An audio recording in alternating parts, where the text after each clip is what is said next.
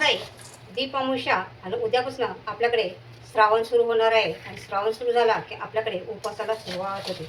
आज आपण अगदी 1 महिना टिकणारा उपवासाचा चिवडा बनवणार आहे. आता कधी कधी काय होतं, साबुदाणा खायचा कंटाळा पण येतो आणि कधी कधी भिजवायचं पण विसरून जातो. तर यावेळेस तुम्ही हा चिवडा अगोदरच बनवून ठेवला तर हा चिवडा तुम्ही जेव्हा भूक लागेल तेव्हा खाऊ शकता.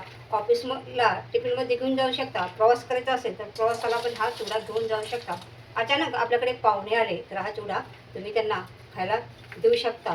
तर चला पटकन आज आपण हा उपवासाचा चिवडा बनवायला सुरुवात करूया. अगदी कुरकुरीत क्रिस्पी, खायला खूप टेस्टी. नमस्कार सर्वांना, अशाची चॅनल आपल्या सर्वांचं स्वागत आहे. आज आपण बनवणार आहे नायलॉन साबुदाणा चिवडा. तर चला बनवायला सुरुवात करूया.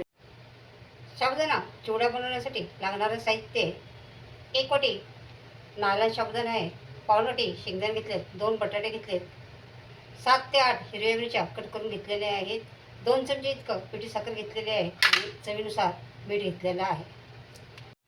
सगळ्यात पहिलं आपल्याला हा साबुदाणा स्वच्छ करून घ्यायचा आणि शेंगदाणे पण स्वच्छ करून घ्यायचे.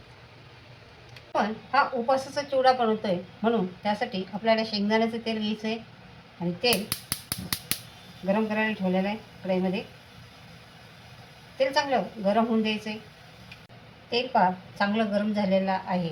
आता आपल्याला याच्यामध्ये शेंगदाणे तळून घ्यायचे अगोदर.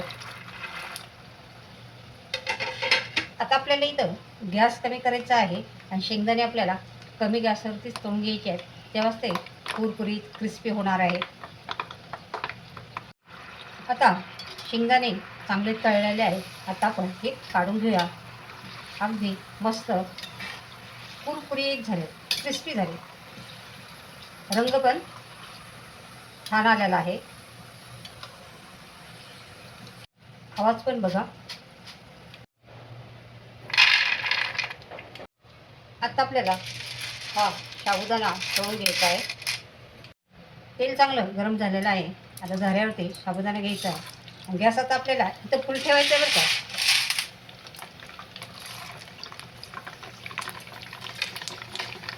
आणि याच्यानंतर आता याच्यावरती आपल्याला असं झाकण ठेवायचं आहे, कारण नाहीतर आपल्या अंगावरती साबुदाणा उडू शकतो आणि तेल पण उडू शकतं. आता आपल्याला हलकंसं झाकण वरती धरून ते थोडंसं हलवायचं आहे साबुदाणा. हे पहा, अशा पद्धतीने तेल अंगावरती उडतं आहे म्हणून असं झाकण आडवं लावायचं आहे आणि अगदी व्यवस्थित साबुदाणा फुटून द्यायचा सगळा व्यवस्थित. आता तेल उडायचं कमी झालेलं आहे. झाकण काढून घ्यायचं आहे. जास्त वेळ झाकण ठेवायचं नाही आहे, नाहीतर झाकणातलं पाणी त्याच्यामध्ये पडू शकतं. तर हे बघा, सगळा साबुदाणा असा व्यवस्थित फुलून द्यायचा आहे.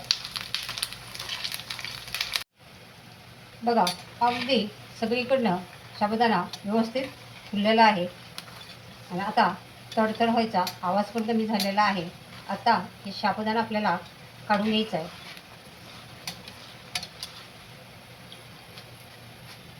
हे पहा, आपला साबुदाणा किती फुललेला आहे.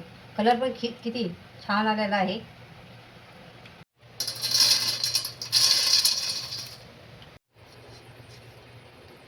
साबुदाणा आपला तळून झालेला आहे, शेंगदाणे तळून झालेले आहेत.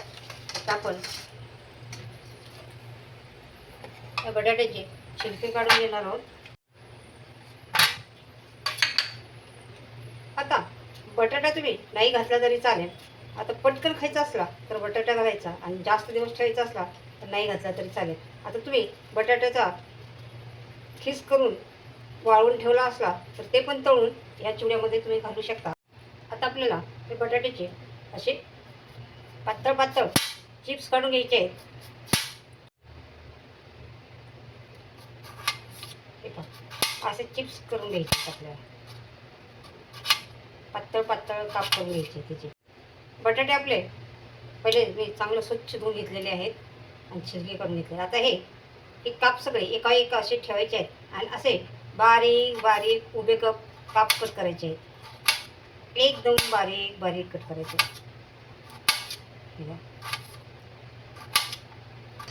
अशा पद्धतीने बारीक करायचे हे एकदम.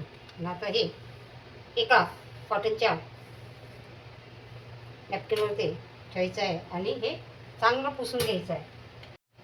यातला ओलसर पण आपल्याला दूर करायचा आहे. हां, बटाट्याचे काप आपले चांगले सुकलेले आहेत. आता एका बॉलमध्ये काढून घ्यायचे.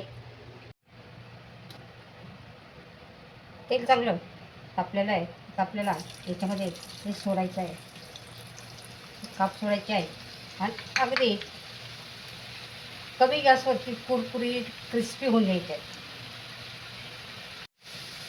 बघा सगळे काप वरती आलेले आहेत.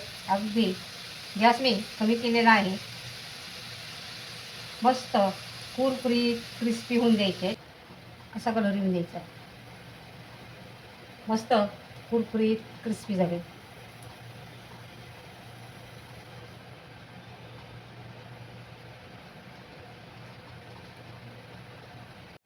आता आपल्याला गॅस कमी करायचा आहे आणि ही मिरची तेलामुळे तळून घ्यायची. चांगली कुरकुरीत बघा अशी मिरची तळून घ्यायची आहे. उपासाच्या चिवड्याचं सारं साहित्य तळून झालेलं आहे. आता आपण मिक्स करूया. सगळ्यात पहिलं आता साबुदाणा, त्याच्यानंतर याच्यात आपल्याला घालायचे शेंगदाणे. याच्यात काय बसत नाही आहे या प्लेटमध्ये. तर या खोलगट भांड्यामध्ये घेऊया. त्याच्यानंतर याच्यात घालायच्यात आपण तळलेल्या ह्या मिरच्या. याच्यामध्ये घालायची 1.5 चमचे इतकी बारीक केलेली साखर. याच्यामध्ये घालायचे चवीनुसार उपासाचं सेंदा मीठ. हे आपल्याला चांगलं मिक्स करून घ्यायचं आहे. अगदी तिखट मीठ साखर व्यवस्थित मिक्स झालं पाहिजे. शेंगदाणे आता याच्यामध्ये आपण घालणार आहोत हे तळलेला असा मस्त असा बटाट्याचा खीस.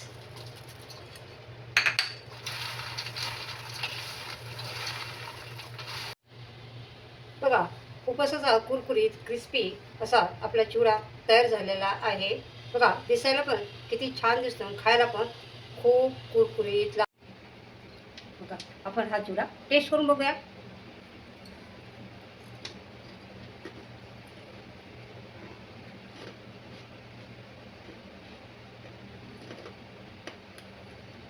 एकदम कुरकुरीत क्रिस्पी झालेला आणि खूप चटपटीत आणि टेस्टी हा चिवडा झालेला आहे. बघा आपला उपवासाचा साबुदाणा चिवडा तयार झालेला आहे. आता उद्यापासून आपल्याकडे श्रावण सुरू होणार आहे. तर श्रावण सुरू झाला की आपल्याकडे उपवासाला सुरुवात होते. हा उपवासाचा चिवडा कमीत कमी 1 महिना टिकतो. तर तुम्ही पण या पद्धतीने हा उपवासाचा चिवडा बनवून बघा. रेसिपी आवडली तर लाईक करा, तुमच्या मैत्रिणी नातेवाईकांना शेअर करा आणि असेच नवीन नवीन रेसिपी बघण्यासाठी अशाच किचन चॅनलला सबस्क्राईब करा.